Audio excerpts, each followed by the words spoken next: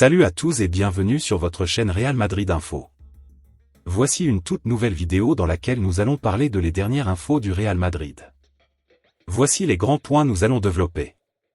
Premièrement, une énorme réflexion en interne après le Classico et le Ballon d'Or. Ensuite, le PSG rêve de jouer un vilain tour avec Vinicius. Et, Real Madrid, gros coup de pression sur Ancelotti. Et d'autres infos du Real Madrid. Je vous explique tous dans quelques secondes. Donc, restez juste qu'à la fin de la vidéo pour ne rien manquer. Mais avant tout, abonne-toi si c'est la toute première fois que tu nous suis sur cette chaîne, et activez la notification afin d'être à la une de toutes nos vidéos d'actualité comme celle-ci, donc n'hésite pas à lâcher un gros pouce bleu et quitter votre commentaire. Si c'est fait les amis, on y va. Bellingham, nouveau rôle et déclin offensif. Il y a tout juste un an, le 28 octobre 2023, Jude Bellingham inscrivait un doublé dans un Classico remporté 2-1 par le Real Madrid à Montjuïc. La saison dernière a été historique pour Jude Bellingham qui s'est mué en buteur du Real Madrid et a réalisé la plus belle ligne de statistiques de sa jeune carrière, 23 buts et 13 passes décisives en 41 titularisations. Il a même rendu mythique et populaire sa fameuse célébration les bras grands ouverts face au public madrilène. Mais cette saison, les choses prennent une tournure très différente, notamment avec l'arrivée de Kylian Mbappé et le changement de système pour passer d'un 4-4-2 à un 4-3-3, même si le Real revient peu à peu au 4-4-2 dernièrement. Dans ce système, son rôle est beaucoup moins offensif que la saison passée et il semble bridé dans son jeu. Son talent et ses qualités de jeu sont sous-exploités et ne sont pas utilisés à bon escient. En effet, au même moment, la saison dernière, il avait déjà marqué à 13 reprises alors qu'il est encore resté muet face aux cages après 11 matchs disputés cette saison. Il n'est plus l'épicentre du Real Madrid et se cantonne dans un rôle de milieu de terrain sur un côté qui lui demande beaucoup d'efforts sans avoir pour autant de récompenses particulières. Carlo Ancelotti déclare à ce propos que le rôle de l'international anglais 38 sélections est plus proche de son numéro, le 5, que d'un rôle de numéro 10 comme la saison dernière. L'entraîneur italien parle même de sacrifice pour mettre en lumière la contribution de Jude. Nous sommes satisfaits de son travail parce qu'il a fait beaucoup sur le terrain. Il se bat énormément, se sacrifie. Il n'a pas marqué des buts comme l'année dernière, mais la surprise n'est pas cette année, mais plutôt l'année dernière. L'illustration du changement de statut de Jude Bellingham au Real Madrid se traduit parfaitement avec la comparaison entre son positionnement moyen dans le Classico remporté 2-1 il y a un an à Montjuïc et son positionnement moyen lors du Classico perdu 4-0 au Santiago Bernabéu récemment.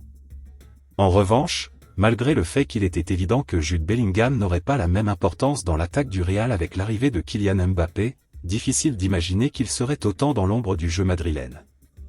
Et pourtant, la saison avait débuté de manière enthousiasmante avec un Jude Bellingham auteur d'une très bonne performance lors de la finale de la Supercoupe d'Europe remportée 2-0 face à l'Atalanta Bergame, élu homme du match et passeur sur le deuxième but du Real Madrid marqué par Mbappé qui lui aussi commençait parfaitement son histoire avec le club merengue.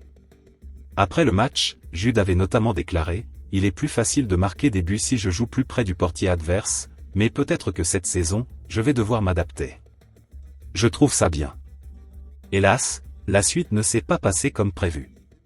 Face au Barça samedi dernier, Bellingham a tenté seulement 17 passes, son chiffre le plus bas depuis qu'il joue au Real Madrid. L'autre information. Thibaut Courtois de retour sur les terrains. Ce vendredi matin à la Ciudad Real Madrid, Thibaut Courtois a foulé la pelouse pour la première fois depuis sa blessure contre le BVB Dortmund le 22 octobre. Une nouvelle rassurante, d'autant qu'il reste encore 4 jours au portier belge pour se remettre avant le prochain match. À nouveau touché aux adducteurs après la rencontre face au BVB Dortmund le mardi 22 octobre, Thibaut Courtois a manqué le Classico. L'équipe médicale a annoncé qu'il devrait manquer entre 2 et 3 semaines de compétition et donc possiblement ne pas rejouer avant la prochaine trêve internationale. Ce vendredi 1er novembre, une bonne nouvelle a pu être constatée à l'entraînement, Thibaut Courtois est de retour. Une évolution encourageante de sa blessure, d'autant que la prochaine rencontre est encore loin. Avec le report du match face à Valence qui devait avoir lieu ce samedi, la prochaine échéance du club blanc arrive le mardi 5 novembre en Ligue des Champions contre le Milan AC, au Santiago Bernabéu. Cela pourrait laisser le temps au gardien belge de se remettre pleinement afin d'être aligné dans les cages merengues dès le début de la partie. Ce match est prévu exactement 2 semaines après sa blessure, et les délais habituellement annoncés par le Real Madrid étant fréquemment un peu surévalués, il y a de quoi être optimiste concernant sa possible présence dans le groupe, et pourquoi pas dans le 11 de départ. L'autre information. Real Madrid, un gamin de 17 ans va remplacer Carvajal. Blessé, Dani Carvajal laisse un vide en défense au Real Madrid. Comment ce jeune talent et le mercato hivernal pourraient renforcer l'équipe? La blessure au genou de Dani Carvajal laisse un vide préoccupant au sein de la défense du Real Madrid. L'équipe se retrouve avec Lucas Vázquez comme unique alternative au poste de latéral droit, une situation qui a pesé lors de la récente défaite face au FC Barcelone 0-4 au Classico. Parmi les jeunes talents en formation, Jesus Fortea, âgé de 17 ans, attire l'attention de l'entraîneur madrilène, selon Marca. Joueur clé de l'équipe juvénile, Fortea a même participé à des entraînements en préparation du Classico. Ce jeune défenseur incarne l'avenir, et son potentiel a été repéré très tôt par Álvaro Arbeloa, actuel entraîneur des U19. Ancien joueur de l'Atlético Madrid, Fortea a trouvé une véritable mentor en Arbeloa. Ce dernier l'a accompagné et soutenu dans son développement depuis son arrivée au Real Madrid. Le transfert de Jesus Fortea au Real Madrid marque un énième épisode de tension entre les deux clubs de la capitale espagnole. Cela souligne la fin du pacte de non-agression qui interdisait historiquement les recrutements directs entre le Real Madrid et l'Atlético. Ce mouvement ouvre la voie à des recrutements plus audacieux, avec la volonté pour le Real Madrid de puiser dans le vivier de jeunes talents espagnols. Le Real Madrid s'appuie de plus en plus sur ces jeunes talents pour renforcer l'équipe première. La montée en puissance de Jesus Fortea illustre cette vision, avec un effectif qui allie expérience et promesse d'avenir. Dans ce contexte, le choix des prochains renforts hivernaux revêt une importance cruciale pour l'équilibre et la compétitivité. L'autre information. Real Madrid, une énorme réflexion en interne après le Classico et le Ballon d'Or. Une grande réflexion serait de mise au Real Madrid après des derniers jours désastreux. Le Real Madrid veut vite oublier une semaine désastreuse. Humilié par le FC Barcelone samedi dernier dans le Classico 0-4, il a aussi très mal vécu l'échec du Ballon d'Or où Vinicius Junior n'a finalement pas été sacré. AS révèle ce vendredi qu'une grande réflexion est en cours dans la capitale espagnole. Alors que la rencontre contre Valence a été reportée à cause des dommages dramatiques causés par la tempête Dana, la récupération mentale a commencé, dixit le quotidien espagnol. C'est donc une mini-pré-saison qui va s'appliquer avec notamment Kylian Mbappé et Jude Bellingham qui se sont déjà adonnés à des exercices spécifiques.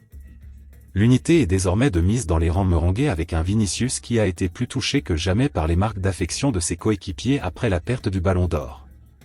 Une chose est sûre, la Maison Blanche a hâte d'en découdre mardi prochain en Ligue des Champions face à l'AC Milan.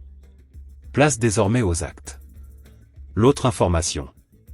Le PSG rêve de jouer un vilain tour avec Vinicius. Très agacé par le départ libre de Kylian Mbappé au Real Madrid cet été, le Paris Saint-Germain aimerait se venger. Pour cela, le club parisien observe de près la situation de Vinicius Junior. J'en ferai 10 fois plus s'il le faut. Ils ne sont pas prêts. Battu par Rodri dans la course au Ballon d'Or 2024, Vinicius Junior a affiché son envie de revenir encore plus fort après cet échec. De son côté, le Real Madrid n'a aucun doute sur son attaquant. Comme évoqué jeudi, la direction madrilène discute avec son international brésilien au sujet d'un nouveau contrat au-delà de juin 2027. La Casa Blanca souhaite ainsi lui rappeler son rôle majeur dans le projet et lui montrer qu'il n'est pas relégué au second plan malgré l'arrivée de Kylian Mbappé cet été. Mais, surtout, le club espagnol veut verrouiller l'avenir de son joueur alors que plusieurs clubs sont à l'affût, comme le Paris Saint-Germain. Le PSG pense à Vinicius selon Relevo, le PSG surveille de près la situation du Brésilien. Le média espagnol explique que le champion de France rêve de riposter au Real depuis le départ libre de Mbappé vers la capitale espagnole. Et shipper Vinicius serait évidemment un énorme coup porté aux Merengues, en plus d'un joli coup sportif pour Paris. À Madrid, la direction veut éviter à tout prix un cas Mbappé avec l'Oriverde et c'est justement pourquoi elle s'y prend aussitôt pour tenter de blinder son ailier. Ce qui est sûr, c'est qu'il est très difficile aujourd'hui d'imaginer Vinicius rejoindre le PSG dans un avenir proche. L'attaquant de 24 ans confiait encore récemment vouloir rester au Real Madrid pour toujours. Pour le moment, le Brésilien ne s'imagine pas un seul instant partir. En revanche, cet intérêt de Paris pourra lui servir pour négocier son nouveau contrat. Il a d'autres atouts dans sa manche, puisque Manchester United, Chelsea ou encore l'Arabie Saoudite, qui avaient proposé 1 milliard d'euros sur 5 ans l'été dernier, sont aussi très attentifs à sa situation. L'autre information. Real Madrid, gros coup de pression sur Ancelotti. Florentino Pérez a du mal à comprendre certains choix de Carlo Ancelotti. Des tensions sont-elles en train d'apparaître en interne au Real Madrid? Le début de saison très moyen des Madrilènes commence à agacer le président du club, Florentino Pérez.